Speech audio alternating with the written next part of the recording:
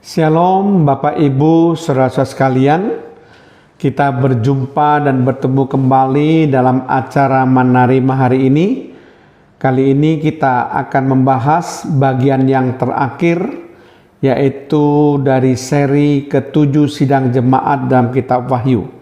Ini merupakan penghujung dari pembahasan seri ini. Tetapi sebelumnya kita akan membuka terlebih dahulu acara Manarima hari ini dengan doa. Terima kasih Tuhan kalau kami boleh berjumpa kembali dengan acara Manarima hari ini. Kami ingin supaya secara tuntas kami boleh belajar mengenai seri ke-7 sidang jemaat dalam kitab Wahyu ini yang sudah memasuki bagian yang terakhir Tuhan. Kami ingin supaya Roh Kudus tetap memberikan kepada kami pengertian-pengertian yang lebih mendalam lagi untuk kami mengetahui tentang sidang jemaat di Laodikia ini. Terpujilah nama-Mu Tuhan, di dalam nama Tuhan Yesus Kristus. Haleluya. Amin. Shalom Bapak Ibu saudara sekalian. Ini adalah pembahasan yang terakhir dari sidang jemaat di Laodikia dan juga terakhir dari seri ke-7 sidang jemaat. Topik kali ini adalah sidang jemaat Laodikia bagian yang keempat, yang merupakan bagian yang terakhir pembahasan kita. Nah, untuk bagian yang keempat ini kita akan membahas tentang nasihat dari Tuhan Yesus Kristus kepada sidang jemaat Laodikia. Kemudian hal yang kedua, janji kepada barang siapa yang menang. Dan hal yang ketiga, seruan kepada sidang jemaat Laodikia. Nah, kita akan membahasnya hal yang pertama terlebih dahulu, yaitu nasihat dari Tuhan Yesus Kristus kepada sidang jemaat di Laodikia. Ini dapat kita baca di dalam Wahyu pasal yang ketiga, ayat yang ke-18 sampai ayat yang ke-20.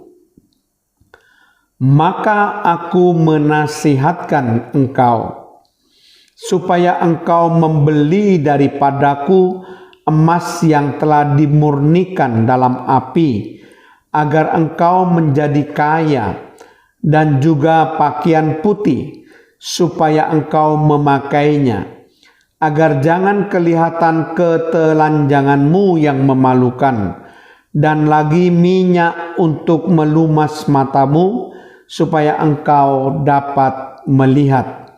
Ayat 19, barang siapa kukasihi, ia kutegur dan kuhajar, sebab itu relakanlah hatimu dan bertobatlah. Ayat 20, lihat, aku berdiri di muka pintu dan mengetok. Jikalau ada orang yang mendengar suaraku dan membukakan pintu, aku akan masuk mendapatkannya, dan aku makan bersama-sama dengan dia, dan ia bersama-sama dengan aku. Nah, ini merupakan nasihat dari Tuhan Yesus Kristus.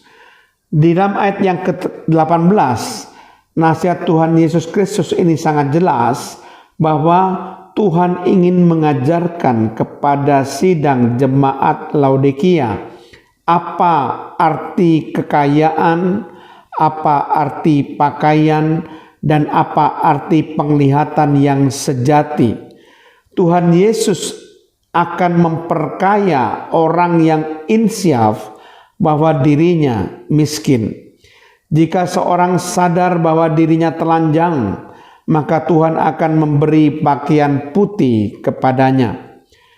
Kalau ia insyaf bahwa dirinya buta, maka Tuhan Yesus akan mencelikkan mata mereka. Jalan untuk mendapatkan kembali berkat dan pertolongan dari Tuhan Yesus adalah dengan merendahkan diri, mengakui dosa, dan mengakui kelemahan, mengakui kesalahan, serta mengakui dirinya melarat, malang, miskin, buta, dan telanjang, dan perlu pertolongan Tuhan, barulah Tuhan Yesus akan menolong kita. Mata itu adalah pelita tubuh. Jika mata kita sehat, maka kita bisa melihat dengan terang. Roh Kudus akan mencelikkan mata kita, sehingga kita bisa melihat diri kita, sama seperti ketika Tuhan Yesus melihat diri kita. Roh Kudus mencelikkan mata kita, supaya kita bisa memandang dan melihat kemuliaan Kristus sebagai Tuhan dan Juru Selamat kita. Jadi itu adalah nasihat yang tertulis dalam Wahyu pasal 3 ayat yang ke-18. Nah, sedangkan dalam ayat yang ke-19 di sini dengan sangat jelas dikatakan bahwa barang siapa kukasihi, ia kutegur dan kuhajar. Nah, ini sebetulnya merupakan bentuk kasih Tuhan. Kalau seandainya Tuhan tidak mengasihi sidang jemaat Laodikia, tentu Tuhan akan membiarkan mereka.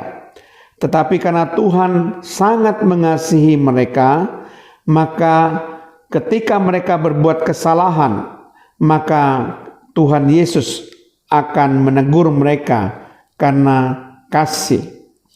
Jadi dalam firman Tuhan dalam Ibrani 12 ayat yang ke-6 dengan sangat jelas dikatakan, karena Tuhan menghajar orang yang dikasihinya, dan ia menyesah orang yang diakuinya sebagai anak. Jadi teguran dan hajaran Tuhan sebagai bentuk kasih agar sidang jemaat Laodikia ini boleh bertobat. Kemudian juga dikatakan dalam ayat yang 19, relakanlah hatimu dan bertobatlah. Maksudnya adalah Tuhan Yesus Kristus menginginkan agar sidang jemaat Laodikia merelakan hatinya dan bertobat dari sangkaan mereka yang salah bahwa mereka sudah cukup panas, padahal mereka suam-suam bukan panas, supaya mereka tahu betul bahwa mereka memerlukan pertolongan dari Tuhan. Kemudian juga ada nasihat yang tertulis dalam ayat yang ke-20. Di sini dikatakan, lihat, aku berdiri di muka pintu dan mengetok. Jikalau ada orang yang mendengar suaraku dan membukakan pintu, aku akan masuk mendapatkannya, dan aku makan bersama-sama dengan dia, dan ia bersama-sama dengan aku. Nah, ini suatu kenyataan keadaan sidang jemaat di Laodikia. Jemaat di Laodikia mempunyai segala sesuatu, tetapi mereka tidak memiliki Yesus Kristus. Kenapa demikian? Karena Tuhan Yesus Kristus ada di luar pintu. Dia sedang mengetok dan mau masuk. Jadi Tuhan Yesus terus-menerus mengetuk pintu hati dari sidang jemaat Laodikia agar mereka mau membukakan pintu hatinya supaya ia dapat masuk dan tinggal bersama mereka. Supaya sidang jemaat Laodikia boleh menerima Tuhan Yesus sebagai juru selamat. Dan ia menunggu dengan sabar supaya sidang jemaat Laodikia mau membukakan pintu hatinya. Nah, itulah adalah nasihat dari Tuhan Yesus Kristus kepada sidang jemaat di Laodikia. Nah, juga ada suatu janji bagi barang siapa yang menang, yang tertulis dalam Wahyu pasal yang ketiga ayat yang ke-21. Barang siapa menang, ia akan kududukkan bersama-sama dengan aku di atas tahtaku, sebagaimana aku pun telah menang dan duduk bersama-sama dengan Bapakku di atas tahtanya. Ini suatu janji kepada barang siapa yang menang. Jadi andai kata sidang jemaat di Laodikia itu menang, maka sidang jemaat di Laodikia akan didudukkan bersama-sama dengan Tuhan Yesus di atas tahtanya. Jadi saudara sekalian, suatu janji yang sangat mulia. Bagaimana kita harus menang.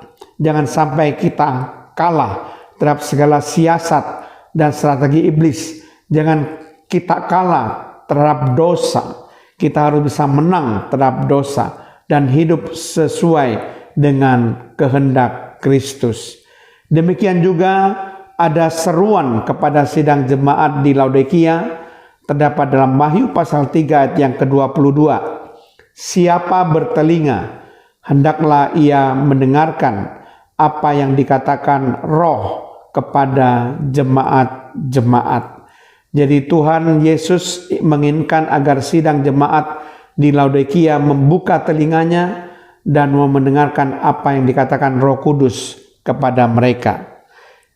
Itulah pembahasan kita yang terakhir mengenai seri ke-7 sidang jemaat dalam kitab Wahyu, dan kita juga mengharapkan agar kita mengambil hikmah dari ke-7 sidang jemaat yang sudah dibahas panjang lebar dari sidang jemaat yang pertama sampai sidang jemaat yang ke-7, untuk kita ambil pelajaran, ambil hikmah yang dapat kita petik. Terima kasih Tuhan kalau kami sudah menyelesaikan seri pembahasan ke-7 sidang jemaat di dalam kitab Wahyu. Dan kali ini memang adalah topik yang terakhir, yaitu sidang jemaat Laodikia bagian yang keempat. Biar kami boleh memperkaya diri kami dengan firman-Mu Tuhan. Karena kami bisa lebih waspada supaya menjadi sidang jemaat yang diperkenan oleh Tuhan. Terpujilah nama-Mu di dalam nama Tuhan Yesus Kristus. Haleluya. Amin.